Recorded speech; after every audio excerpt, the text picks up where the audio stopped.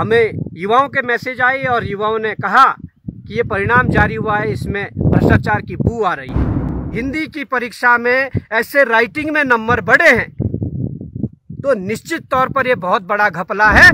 मुख्यमंत्री धामी अपने आप को बड़ा धाकड़ धाकड़ कह रहे हैं, वो पैसा खनन से जा रहा हो, शराब से जा रहा हो, पर उन्हें लगता है कि बिना इन्वेस्ट किए हुए जो बिजनेस है, जिसमें इन्वेस्ट नहीं करना पड़ता है, बच्चों के भविष्य बेच दो और पैसा कमाओ, के बाद भी नंबर बढ़े हैं कुछ लोगों के, तो निश्चित तौर पर इसमें बड़ा घपला है। धामी जी, अगर आप इतने ताकतवर हैं तो क्यों युवाओं के भविष्य से आप खिलवाड़ कर रहे हैं? आप जांच करिए, जांच में जो निकलेगा उसमें देखा जाएगा वास्तव में उत्तराखंड हितैषी हैं।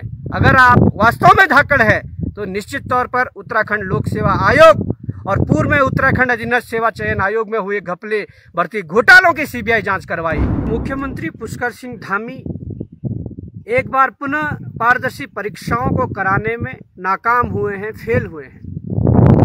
आज मैं बात करूंगा हाल ही में समीक्षाधिकारी और सहायक समीक्षाधिकारी के जो परीक्षा परिणाम जारी हुए थे, और उन परिणामों में परिणाम जारी होने के बाद जब युवाओं ने मिठाई बांट ली थी, खुशियां बांट ली थी, उसके बाद जब परिणाम को निरस्त किया गया और कहा गया कि इस परीक्षा परिणाम में जब कॉपी चेक हो रही थी, जब ओएमआर चेक हो रही थी, तो कहीं ना कहीं उसमें कोई टेक्निकल फॉल्ट बताया गया।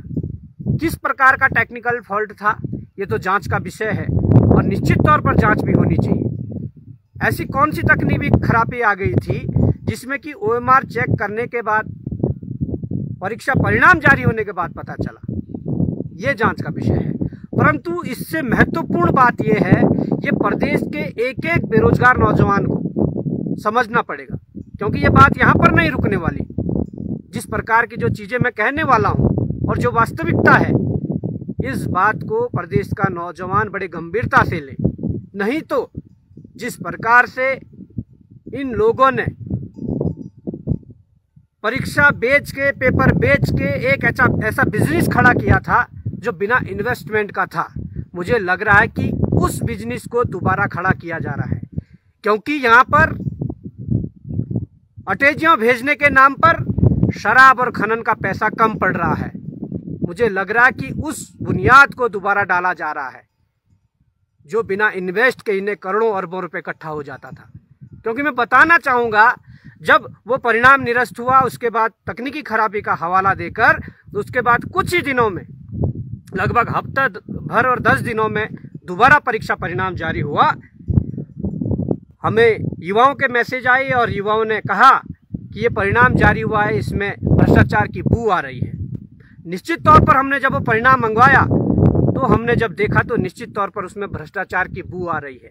मैं ये नहीं कहूँगा, कोई भी व्यक्ति जो चयनित हो चुका है वो ये कह सकता है कि आज हमारा सिलेक्शन हो गया है और अगर इस पे जांच बैठेगी तमाम प्रकार की चीज़ें तो उनका सिलेक्शन रुक जाएगा या फिलहाल अभी लेट हो जाएगा। तो मैं वो बात नहीं कह रहा हूँ, मैं समानता वाली बात कहूँगा, क्योंकि जो भ्रष्टाचार पूर्व में हो रहा था उस भ्रष्टाचार को दोबारा किया जा रहा है। उसके कुछ मैं फैक्ट्स आपको बताऊंगा, और अगर आप असहमत हैं उस चीज से तो आप जरूर मुझे बताइएगा, और अगर आप उससे सहमत हैं तो भी जरूर बताइए कि वास्तव में ये फैक्ट सही है। क्योंकि यहाँ पर ऐसा नहीं है कि आज कुछ लोगों का सिलेक्शन हो गया है और अगर इस पे ऐसे ही चलता रहा तो निश्चित तौर पर ये परिपाटी आगे फिर बनेगी जैसे पहले बनी थी। समीक्षाधिकारी और सहायक समीक्षाधिकारी का जब दोबारा रिजल्ट जारी हुआ तो उसमें कई लोगों के जो नंबर है वो बढ़े, कई लोगों के नंबर घटे। वो हम जो नंबर बढ़े जो घटे वो ओएमआर में अगर टेक्निकल कोई फॉल्ट था, तकनीकी कोई खराबी थी चेक करने में, स्कैनर में, तो निश्चित तौर पर हम मान सकते हैं कि वो कुछ लोगों के नंबर बढ़ सकते थे, कुछ लोगों के घट सकते थे। पर उसके बाद जब 2 परीक्षाएं हुई, उन 2 परीक्षाओं में जो पहला पेपर था ओएमआर वाला वो ऑप्शनल था, उसमें हम मान सकते हैं कि कोई टेक्निकल फॉल्ट आया होगा। देखो, आया है नहीं आया है ये जांच का विषय है, पर अगर टेक्निकल फॉल्ट आया होगा, कुछ लोगों के नंबर बढ़े होंगे, कुछ लोगों के घटे होंगे। पर अब चौंकाने वाली बात यह है कि उसके अलावा जो 2 पेपर थे, जो हिंदी का पेपर था और जो ऐसे राइटिंग थी, वो परीक्षाएं लिखित परीक्षाएं थी। मैंने खुद दोनों रिजल्टों को देखा। जो रिजल्ट पहले जारी हुआ था और जो रिजल्ट अभी जारी हुआ है। ऐसा क्या हो गया कि जो ऐसे राइटिंग का पेपर था और जो हिंदी का पेपर था जो लिखित रूप में था, उन पेपरों में भी कई लोगों के नंबर बढ़े हैं। क्यों बढ़े हैं? क्योंकि वो कॉपियां तो हाथ से चेक होती है। क्या किसी को लाभ पहुंचाने के लिए, किसी को बाहर करने के लिए इस हथकंडे को अपनाया गया? ये जांच का विषय है। और जांच का विषय इसलिए है कि जब हम लोगों ने इनकी नियमावलियां पढ़ी, और ये मैंने तब पढ़ी थी जब हम भ्रष्टाचार पर, परीक्षा माफियाओं पर ये जंग लड़ रहे थे, तब मैंने लोक सेवा आयोग की नियमावली पढ़ी जिसमें लिखा था कि मुख्य परीक्षा की कॉपी जांचते हुए जो एक बार नंबर दे दिया जाएगा, उसके बाद उसमें छेड़छाड़ करने का किसी को कोई अधिकार नहीं है। उसमें काटपीट करने या ओवर राइटिंग करने का कोई अधिकार नहीं है। कोई भी एक्सपर्ट हो, कोई भी आयोग का अधिकारी हो, तो वो उस पर छेड़छाड़, काटपीट और उस पर ओवर राइटिंग नहीं कर सकता है।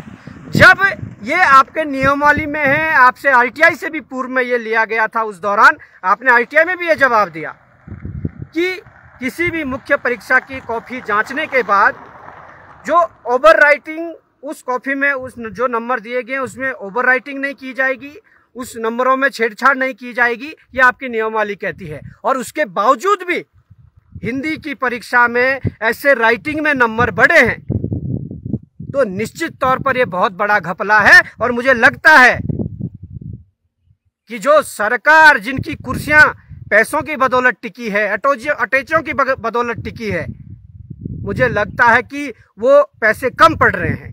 वो पैसा खनन से जा रहा हो, शराब से जा रहा हो, पर उन्हें लगता है कि बिना इन्वेस्ट किए हुए जो बिजनेस है, जिसमें इन्वेस्ट नहीं करना पड़ता है, बच्चों के भविष्य बेच दो और पैसा कमाओ, मुझे लगता है वो पैसा उस दिशा में जाने की तैयारी में है।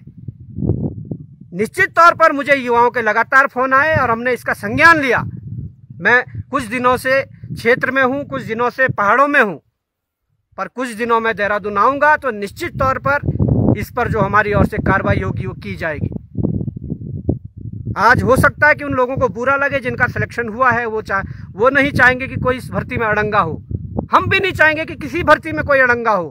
परंतु अगर इस प्रकार की परिपाटी, जो लोक सेवा आयोग कहता है कि हमारी नियमावली में यह है कि मुख्य परीक्षा की कॉपियों में जब नंबर दे दिए जाएंगे उसमें कोई काटपीट नहीं होगी, कोई ओवर राइटिंग नहीं होगी, और उसके बाद भी नंबर बढ़े हैं कुछ लोगों के, तो निश्चित तौर पर इसमें बड़ा घपला है और ये बड़े घपले की ओर इंगित करता है। मैं चाहूंगा उत्तराखंड सरकार इसका संज्ञान ले, लोक सेवा आयोग इसका संज्ञान ले, और अगर संज्ञान नहीं लिया तो निश्चित तौर पर ये पर्दे खुलेंगे और ये आयोग जो भ्रष्टाचार की हदें पार कर रहा है, इस आयोग के भी परछक्के उड़ेंगे। हमने पूर्व में कहा, मुख्यमंत्री धामी अपने आप को बड़ा धाकड़ कह रहे हैं कि जो विश्व की पूरी लिस्ट है या देश की जो पूरी लिस्ट है ताकतवर लोगों की, उसमें वो 32 तो बड़ी उछाल मार के 32 नंबर पर आ गए हैं।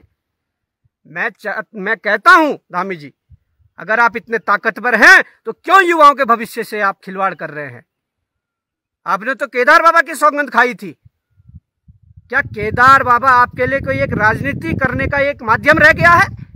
आप केदार बाबा की सौगंध को सही मायने में नहीं पहचान पा रहे हैं। आपने केदार बाबा की अगर सौगंध खाई थी तो निश्चित तौर पर आपने कहा था कि ये भर्ती परीक्षाएं निपटने दो, उसके बाद हम सीबीआई जांच करवाएंगे। तो मैं कहता हूं, ऐसे भ्रष्ट आयोग में जहां पर बहुत सारी चीजें हैं, हमने बहुत सारे तथ्य दिए हैं और दोबारा भी तथ्य चाहिए तो हम तथ्य देंगे। अगर आप वास्तव में उत्तराखंड हितैषी हैं, अगर आप वास्तव में धाकड़ है, तो निश्चित तौर पर उत्तराखंड लोक सेवा आयोग और पूर्व में उत्तराखंड अधीनस्थ सेवा चयन आयोग में हुए घपले भर्ती घोटालों की सीबीआई जांच करवाइए। नहीं तो आप अपने आप को ताकतवर, आप अपने आप को धाकड़ बोलना बंद कर दीजिए। नहीं तो अब उत्तराखंड का युवा बोलेगा कि क्या होना है, क्या नहीं होना है। मैं एक बार पुनः कहता हूं कि इस सहायक समीक्षा अधिकारी और समीक्षा अधिकारी की जो ये भर्ती हुई है, जो परीक्षा परिणाम आया है, इसमें भ्रष्टाचार की बू है। आप जांच करिए, जांच में जो निकलेगा उसमें देखा जाएगा, क्योंकि ये युवाओं से के भविष्य के साथ खिलवाड़ हम नहीं करने देंगे। हम पहले भी इसके लिए लड़े थे, उस दौरान हम पे कई मुकदमे आपके द्वारा लगाए गए, हमको कई बार जेल भेजा गया।